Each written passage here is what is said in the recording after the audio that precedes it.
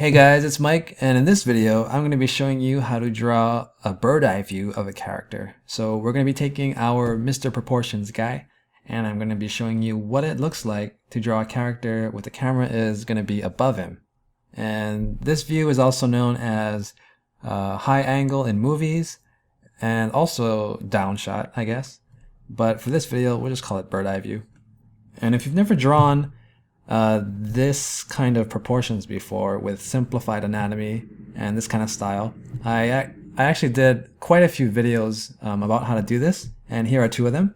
One is for the guy and one is for the girl, and check these out because you'll learn not only how to draw proportions for characters in this style, but I show you how to draw characters of different ages, so be sure to check those out.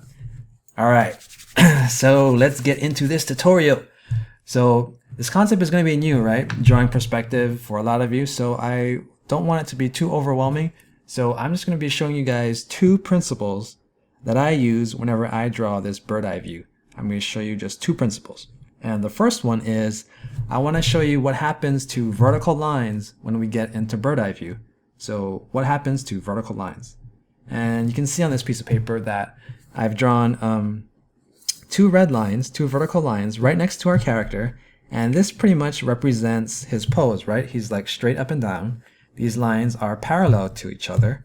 And now to illustrate this first principle, I need, what do you call? A box.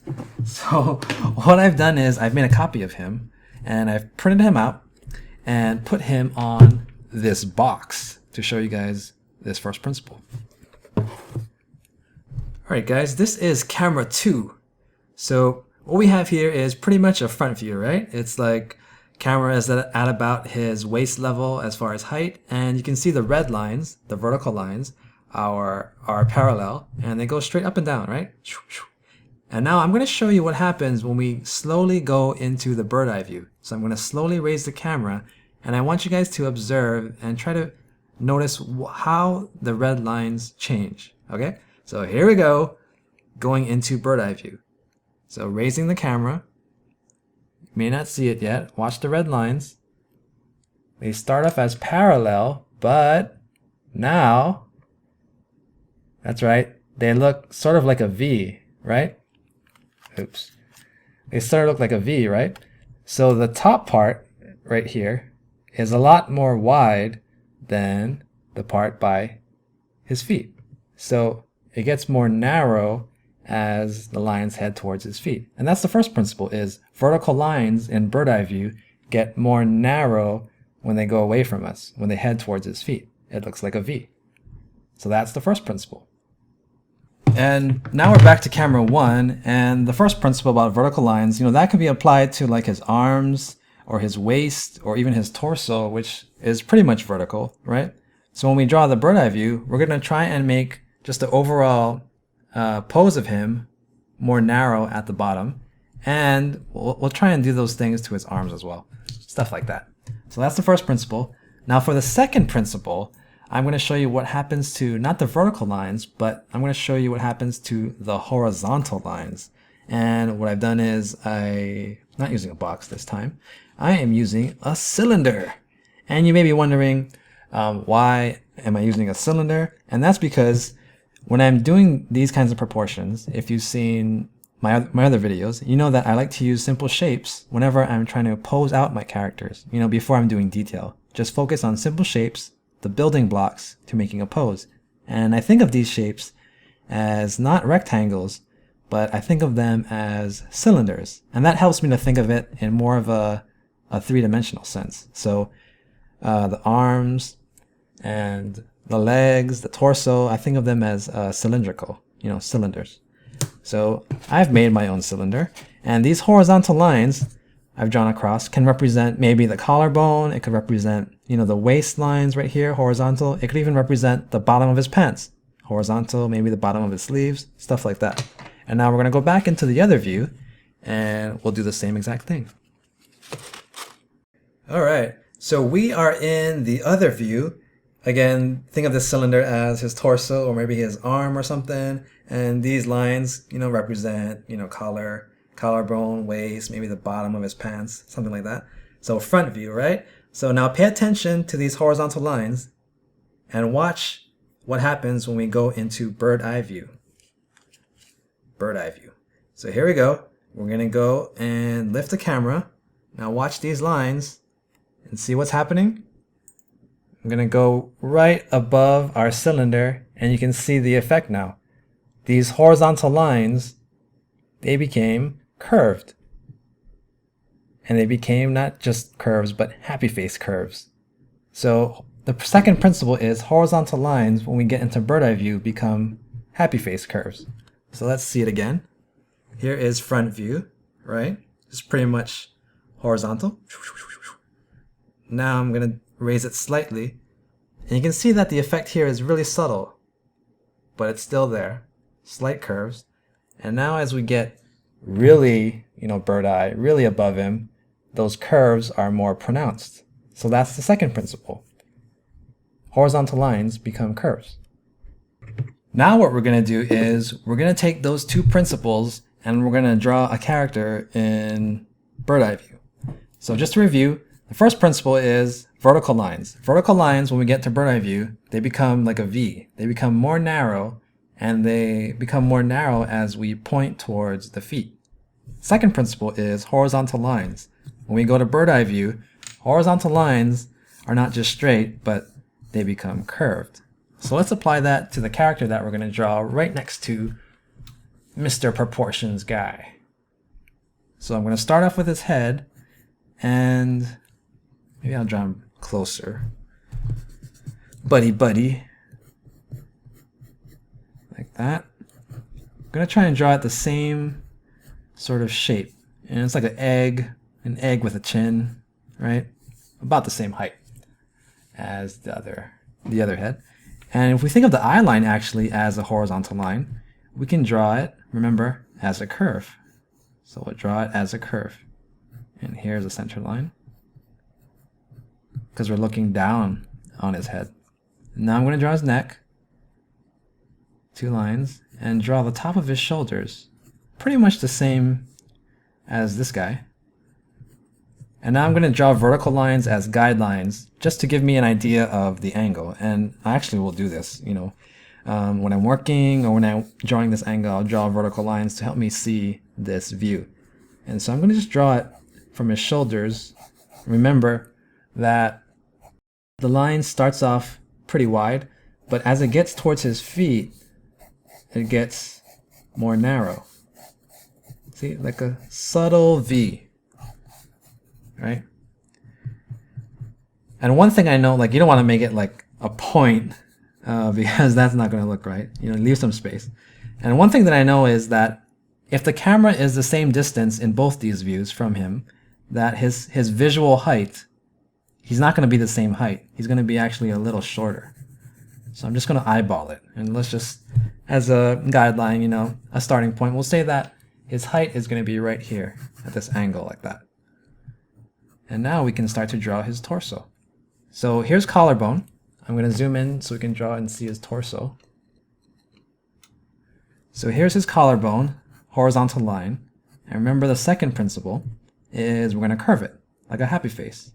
So all you got to do is curve it like a happy face, like that.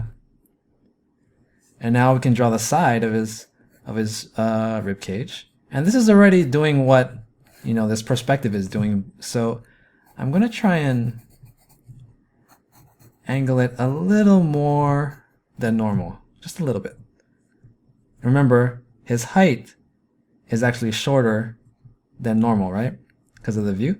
So the length of his ribs is not going to be as long as this. It's going to be a little shorter. So I'm going to make it a little shorter. And this topic, actually, this principle of, you're probably wondering, how long do I draw stuff? That's like a whole nother topic, and I didn't want to get too much into that in this video, and I think I'm going to definitely try to do that in the next video, because that's a big principle. And this third principle, he's like, put me on camera, because I really want to talk about it, and it's really helpful, but next video. So I'm just going to shade this in like we did over here. And here we go, waist, verticals. So remember, verticals are becoming more narrow, right? Like a V, following these guidelines, pretty much parallel to them. And then waistline. So now we can draw his hips. Try and make it, not as high as that one. You can even draw center lines if you want. Now we can draw his legs. So one of the rules that you remember is that his knee, oops, I guess I better show his legs. That would be bad. So one of the rules you remember is his knee is halfway between the bottom of his hips and his ankles, right? Front view. But now in this view, we can't draw it directly in the middle because of perspective. But the easy tip that I try to remember is I try to push it towards his ankle. So just like here. And I can round it off too. So just slightly more towards his ankle because this view is just slightly above him. And now I'm going to draw his thigh and angle it towards his ankle. And see here, his knee and his ankle, those happy face curves. Like that. Just to make a cooler pose, I'm going to try and make his leg not straight like this, but angle it out like that. Similar to what we did, if you remember in the video on proportions, we made his other leg slightly out to make it more interesting. So gonna line this up. Remember, curve the knees. We can bring it down to his ankle. We curve the ankles. And then I can draw his foot coming out like that. And this other foot, maybe something like that. Just these trapezoids. Haven't heard those terms in a long time. And there we go. That's the body. All we need is his arms. So we'll take it from the end of his shoulder right here. Draw this one. Remember, down to the bottom of his ribs. Then the wrist, bottom of his hips. Drawing his hand. And for the other side, because it looks like he's slightly turned this way, I want to draw his arm slightly behind him, like that. And roughen his arm. You can even draw the underwear line if you want. And see this? This is not straight. See? This one curves for this view.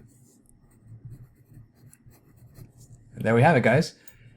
So let's take a look. This is front view. And then now this is slightly, camera is above it.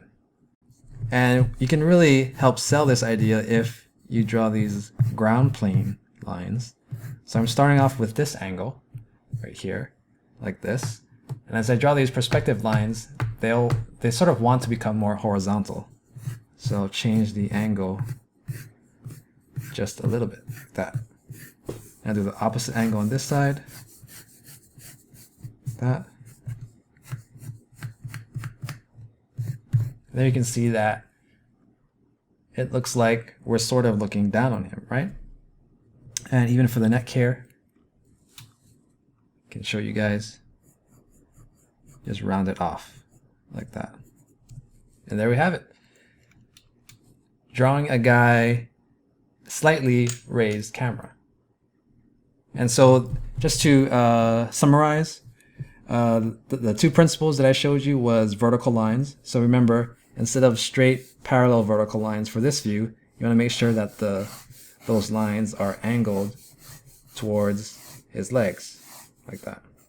And for horizontal lines, just make sure that the horizontal lines you draw as curves, and that will help you sell this idea that you're looking down on him.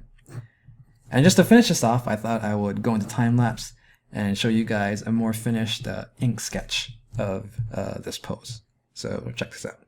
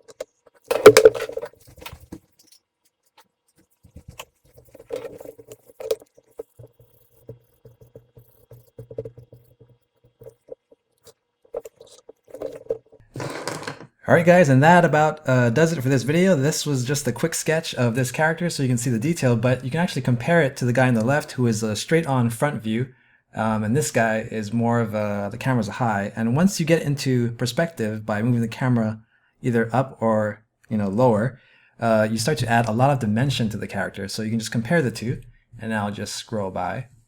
So hopefully with those two principles, you guys can get started with drawing your own characters in perspective.